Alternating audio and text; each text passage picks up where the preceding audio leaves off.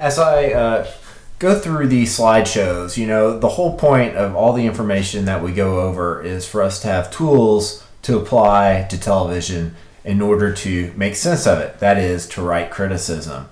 And so I just want to start this next slideshow by talking about, well, what does that mean? How do we put this to work when we're watching TV? So what I want you to do is think about these screenings we're watching now in the course of this unit and the next couple as being in dialogue with contemporary discussions about gender and sexuality. That is what's considered normal, what's considered deviant for masculinity, for femininity, and for sexuality. So the point being, there are always dominant ideas, dominant beliefs and values about what it means to be a man, what it means to be a woman, what kind of sexuality is acceptable. And at the same time, there are emergent beliefs and values. So these terms are useful for us, dominant versus emergent. This gets us away from thinking about, well, is someone's beliefs, are they good, are they bad, what are they, right? Instead, these are descriptive terms that at any time, there are all kinds of beliefs that may be dominant, and then there are new changing ones that are emerging that at some point are an alternative and maybe in the minority, and then they can indeed become the dominant beliefs. An example of that would be gay marriage, which now is overwhelmingly accepted and become a dominant belief. In the very recent past, that was not the case. It was just an emergent belief that there ought to be a right to gay marriage. And now that's much more accepted. So for us as television critics, when we look at a TV show, we can be thinking about what kind of emergent attitudes are articulated, what kinds of belief or stories or values are expressed that might be challenging dominant attitudes. Again, you can just think back to that episode of Father Knows Best. This idea that Betty could be an engineer was an emergent attitude, that girls could be an engineer, could do this job that was traditionally a male one. That was an emergent attitude. And we talked all about how that was expressed and the reasons for or against. Well, now we can look at our own time and we can see that. And the Parks and Recreation episode, that of course is an example where we see that explicitly having to do with the issue of gay marriage. So for us as critics, kind of the central questions that we can ask ourselves are, again, what kinds of attitudes are articulated and how are they articulated? Does the text, that is the television show itself, ultimately challenge dominant ideologies? Does it suggest that these emergent attitudes ought to be taken seriously and perhaps even change dominant beliefs? Or does it ridicule them? Does it make them seem like something that is dangerous even, that we have to control it or else things will be worse than they are now, right? That far more conservative, resistant to change approach that we also see in television. So as critics, we're looking and we're thinking about how or how not are these issues represented, articulated, and in the end, how do they shape the kind of dialogue that we might have about our beliefs and values? Now, I'm going to use that all as a precursor to kind of run through a history of feminism as it relates to television, because the truth is, we've already talked about television being a gendered medium, but the history of feminism also runs hand in hand with the history of television as a medium. And so the first wave of feminism that we have going up to the 1950s comprises of a variety of different kinds of feminist activity, such as the women's suffrage movement. And the reason feminist is in quotation marks here is that term hadn't really been coined yet. And retrospectively, we call this feminism. This wave is often associated with Betty Friedan's book, The Feminine Mystique, which examined advertising culture and popular culture and especially pointed out the different ways in which different expectations were expressed for what women could be like and what men were like, what the gender roles were. So this first wave feminism was really interested in drawing attention to those inequalities. This is the same time, of course, that on television, daytime cultivates a female audience for advertisers.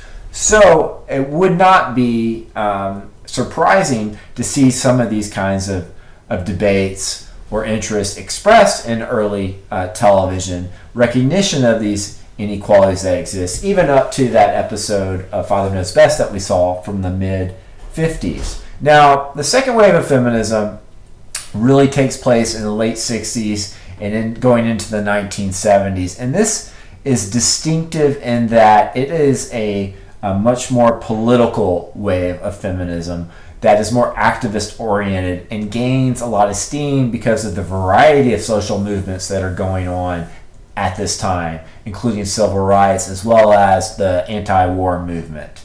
So the point of second wave feminism is now we're moving beyond just pointing out what inequalities are. Now, what are we going to do about it? And so this is when we have something really gel as that's described as being the women's movement, and it addressed significant disparities in social, economic, and political power, and did indeed result in some concrete changes and successes in terms of repealing legal protections that existed for gender discrimination, and that had the result of opening up more white-collar jobs to women. So again, television wants to appeal to women. We are going to expect that the kinds of stories that get told should take this into consideration, because people's ways of thinking about what lives women may lead or what gender roles consist of are changing over this time. So television ought to change as well. One way in which it changed is that the advertising agencies decided that, hey, there are now more professional women. That means there are quality consumers who will buy high dollar goods. We want to appeal to them. In the early 1970s, there was an economic recession, and the combination of that recession and second wave feminism meant that TV changed how it competed for ad dollars. This early 70s is when advertisers start targeting not just the largest audience, but one that has more purchase power. And so that led to a couple of different things, one of which was more women on television shows that worked as professionals.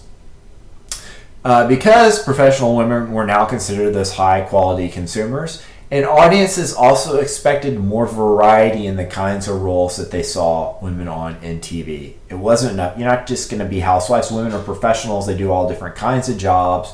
Why can't we see more of that? An interesting example from this era is the Mary Tyler Moore Show. And the Mary Tyler Moore Show at the time was considered to be a feminist program. If you watch it, though, it's not at all about every episode being political. Instead, what made it feminist was that the Mary Tyler Moore Show was about a single woman living in the city whose marriage, she was supposed to get married and her husband left her on the altar, and she pursues a career in television. And it's about her life as a single professional woman, and it's a sitcom. And this not only was a subject matter about this modern kind of woman, but this kind of program too was supposed to appeal to these more high quality consumers, younger consumers with whom this kind of female role would resonate. People like Mary Tyler Moore is who they wanted to watch this show. Now, as we get into the end of the 70s and into the 80s, we have the rise of another interesting case of how ideas about gender and ideas about what TV shows can be about come together. And so we have what's called the hybrid series. And the hybrid series blended elements of the serial melodrama that had been considered women's programming that really emphasized lots of different relationships between people into traditionally male genres that had been on in prime time, such as the episodic action adventure and cop shows. A great example of these programs is Cagney and Lacey, which was a female cop show, and it was about these two partners, but more of the show was about their personal lives than you would have on typical cop shows. It integrated those serial elements into the form of the cop show, which had traditionally been very episodic. So the thing to remember here and to take note of here is the idea was, okay, this is how we get men and women to watch. Formerly, we relied upon daytime TV to get women, but now with more women working outside the home, professional women, we want to get them, and we don't want to have shows that are just for women and just for men. We'll blend genres, and then we'll be able to appeal to both those audiences. Now, the thing with feminism is, by the end of the 70s going into the 80s, there starts to be splintering where you can't just say there is a women's movement, because of course there are lots of different kinds of women, lots of different kinds of concerns about what needs to be changed in our culture. So one of the key splits is between what's called bourgeois feminism, in which there's an interest in fighting for basic equality for women, versus more radical feminism, which views capitalism as a flawed system that's going to inevitably lead to the oppression of women. Also, there's what's called post-feminism. And post-feminism has different strains. Essentially, on the one hand, there's a version of post-feminism which says, okay, we can't deny femininity, that we shouldn't be trying to do away with femininity.